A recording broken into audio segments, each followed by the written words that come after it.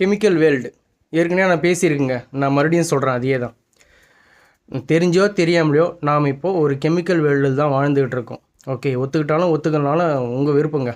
Okay, நம்ம காலையில் எழுந்து பல் வளர்க்குறதுலேருந்து ராத்திரி நம்ம தூங்குற வரையும் நம்ம ஏதோ ஒரு விதத்தில் கெமிக்கல் பயன்பாடு தான் பண்ணிகிட்ருக்கோம்.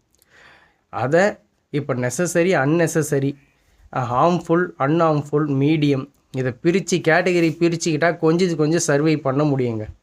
இதுதான் என்னுடைய இது. இப்போ வந்து குளிக்காமல் இருக்க முடியாது, ஓகே, சோப்பு அதுக்கேற்ற மாதிரி சோப்பு தேடிக்கலாம்.